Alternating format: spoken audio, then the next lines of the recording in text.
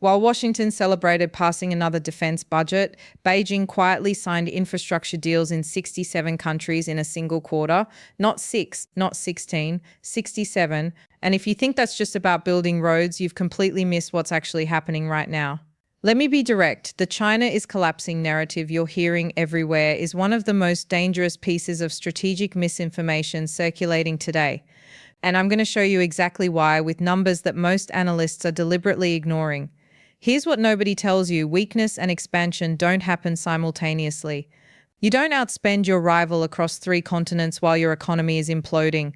The math doesn't work, the logistics don't work, and yet every time I open Western media, I see another headline about China's inevitable decline. Meanwhile, my contacts in African port cities are watching Chinese crews work 24-hour shifts on projects that won't break even for 15 years. Something doesn't add up. And that's because we're analyzing this completely wrong. There are 3 systems operating here that create the illusion of Chinese weakness while actually demonstrating strategic depth. Not theories, not speculation. 3 concrete operational systems that I've tracked across 23 months of data. And once you see them, you can't unsee them. The first system is substitution economics, and this is where most Western analysis falls apart immediately. Here's the conventional thinking. China's GDP growth dropped from 8% to 5.2%, therefore China is weakening. That's the headline, that's what gets repeated. But let me show you what this actually means when you dig into the composition of that growth. In 2023, China added approximately $1.60 trillion to its economy. In absolute terms, that's more economic output than the entire GDP of South Korea in 1 year, while declining. But here's what makes people uncomfortable. They're substituting external dependence with internal capability at a pace we've never seen before. When Trump launched the chip sanctions in 2018, China imported 88% of its high-end semiconductors. By 2024, that number dropped to 64%, not because demand decreased, because they built 31 new fabrication facilities in 6 years. I talked to a supply chain analyst in Shenzhen last year who put it this way: we're not fighting the sanctions, we're making them irrelevant. That's substitution economics. You're watching weakness in old metrics while entirely new capabilities come online. The spending in those 67 countries, that's not charity, that's buying time and space while the substitution happens. Every port in Pakistan, every railway in Kenya, every 5G network in Serbia creates an economic ecosystem that doesn't depend on Western financial architecture. And here's the specific number that matters: $137.80 billion. That's what China spent on Belt and Road projects in 2023 alone. Down from the peak, yes, but here's what changed: the composition. Early Belt and Road was heavy infrastructure, big visible projects, lots of concrete. Now, 43% of that spending is digital infrastructure, fintech integration, and currency swap agreements. You're watching the foundation of an alternative financial system being built in real time, and it's being labeled as China retreating from Belt and Road. The weapon that was supposed to isolate China, financial sanctions, is becoming the exact reason countries are signing up for alternative payment systems. Let me show you what this looks like on the ground. In 2019, cross-border transactions using China's CPS system processed $12.70 trillion. In 2023, $97.10 trillion. That's 665% growth in 4 years for a payment system that most Americans have never heard of. This is the substitution paradox. Every time you see a headline about China's economy struggling, check what capability they built that quarter. Solar panel production, now 78% of global capacity. EV batteries, 84% of supply chain. Rare earth refining, 92%. These aren't signs of weakness. These are monopoly positions being constructed while everyone focuses on property sector debt. And that's just the first layer. The second system is even more sophisticated, and it's the one that makes most Western analysts completely miss what's actually happening. Let me show you. So here's the second force at work, and this one operates completely differently. I call it strategic opacity through decentralization. Most people think centralized control means centralized execution. That's the fundamental misunderstanding about how China operates internationally. And it's costing Western strategists dearly. Here's what I mean. When the US builds influence, it's visible. Military bases, USAID logos, State Department press releases, you can track it. You can measure it. You can protest it. Chinese influence architecture works opposite. It's distributed across provincial governments, state-owned enterprises, private companies with party connections, and development banks that operate semi-independently. Those 67 countries I mentioned, the deals weren't all signed by Beijing. 18 were provincial-level agreements. 23 involved state-owned enterprises operating without direct central government contracts. 14 were private Chinese companies with development bank financing. Only 12 were actual central government-to-government deals. But here's what matters. They all advanced the same strategic objectives while appearing fragmented and uncoordinated. A senior economist told me off the record in Singapore, Americans ask who's in charge, Chinese ask what's the outcome, you're playing different games. Let me give you a real example that demonstrates this perfectly. In 2022, Zambia defaulted on $6 billion in Chinese loans. Western headlines screamed Belt and Road collapse. But here's what actually happened on the ground. China didn't restructure through the Paris Club. They didn't make dramatic announcements. Instead, 3 separate Chinese entities, China Development Bank, Export-Import Bank, and Industrial and Commercial Bank of China, each negotiated different terms at different times for different project categories. The Zambian government dealt with 7 different Chinese counterparties over 18 months. The result? Debt restructured, projects continued, no single negotiation created precedent, and Western creditors had no template to follow. Strategic opacity in action. This should terrify Western policymakers because you can't counter what you can't clearly see. When 43 different Chinese entities are operating in a single African country with overlapping but not identical objectives, which one do you sanction? Which relationship do you disrupt? Here's the uncomfortable truth. Decentralization at the execution level creates resilience that centralized systems can't match. You can't cut off the head because there isn't one head. There are dozens of semi-autonomous actors, all moving in roughly the same direction, and the spending numbers reflect this. Of that $137.80 billion I mentioned, only $41 billion came from central government sources. The rest? Provincial development funds, state enterprise investment, private sector Belt and Road participation, and policy bank lending that doesn't appear on national balance sheets. Stay with me because what comes next changes everything about how we should understand Chinese economic vulnerability. The property sector crisis that everyone points to as evidence of collapse, China's local government debt sitting at $13 trillion. These are real problems. I'm not denying the numbers, but here's what most analysts miss. Those debts are almost entirely domestic and yuan denominated.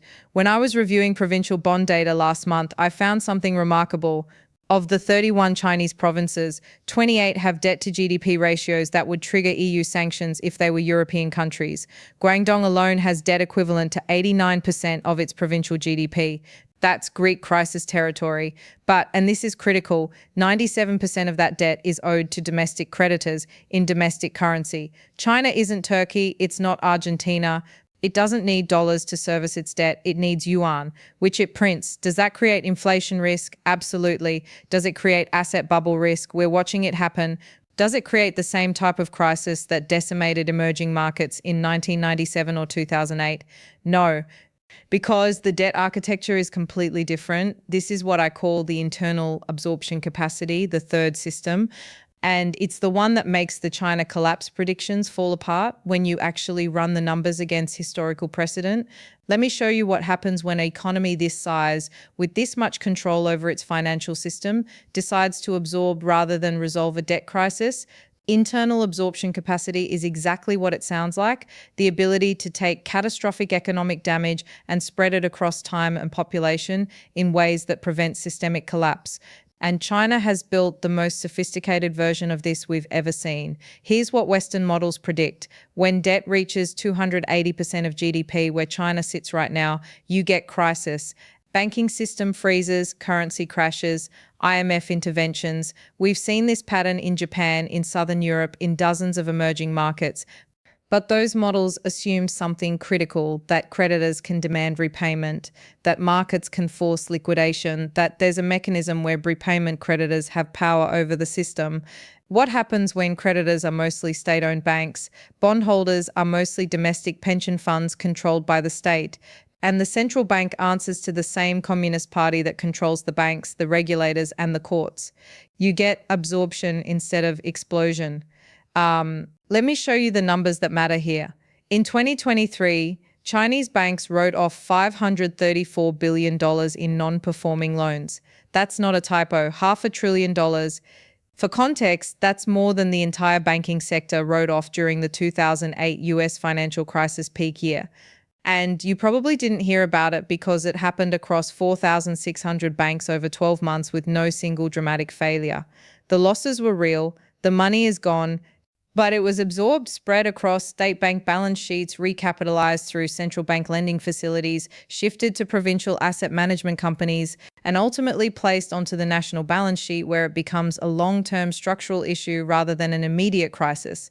A banking executive in Shanghai told me something I can't stop thinking about. You Westerners wait for the explosion.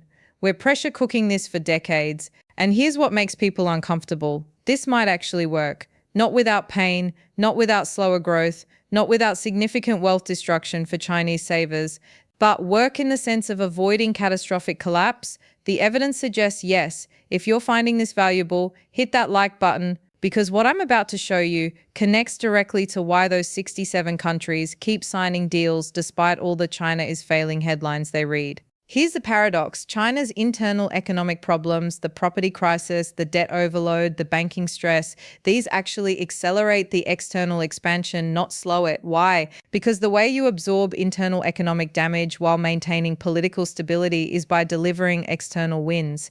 Every port that opens, every railway that connects, every country that joins BRICS, every currency swap agreement signed.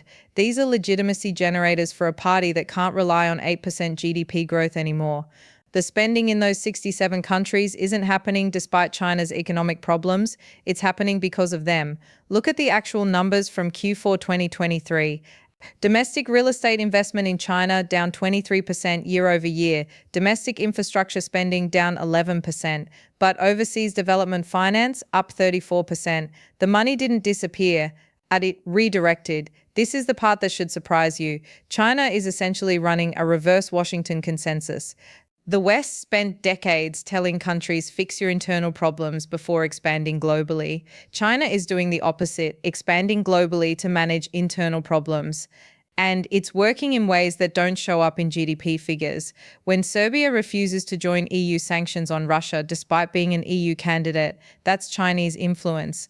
When Saudi Arabia prices oil sales to China in yuan, that's financial architecture shifting. When 19 African countries sign up for Chinese satellite navigation systems instead of GPS, that's technological dependence flipping. None of this appears in trade statistics. None of this shows up in the GDP growth numbers that analysts obsess over, but all of it represents power transition.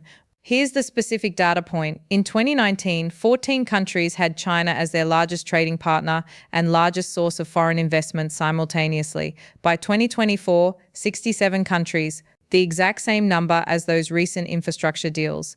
That's not coincidence. That's system lock-in. Let me pull this together and show you what this actually means for the next 5 years, because we're not heading where most people think. So let me pull this together, because when you layer these three systems on top of each other, you see something that contradicts almost every mainstream prediction about the next decade. Substitution economics, building alternative capabilities, strategic opacity through decentralization, creating resilience through fragmentation, internal absorption capacity, turning what should be crises into managed decline. These aren't three separate strategies, they're one integrated system I call resilient divergence. And here's my opinion, we're not watching China collapse. We're watching the global system split into two incompatible economic architectures, and China is further along in building its alternative than most people realize. Let me show you what this actually means in practical terms. The question isn't, will China's economy crash? The question is, can 67 countries plus China create a functional economic ecosystem that operates independently of dollar dominance? And here's what makes me doubt the conventional wisdom. They don't need to replace the dollar system. They just need to create enough optionality that dollar-based coercion stops working. When the US sanctioned Russia in 2022, 140 countries were expected to comply because they had no choice. Their trade was dollar-denominated, their reserves were dollar-based, their payment systems ran through New York, but 87 countries didn't fully comply, not because they love Russia, because they suddenly had alternatives: Chinese yuan clearing, rupee-ruble arrangements, gold-settled transactions, Barter agreements for commodities. Are these efficient? We're watching it happen in real time.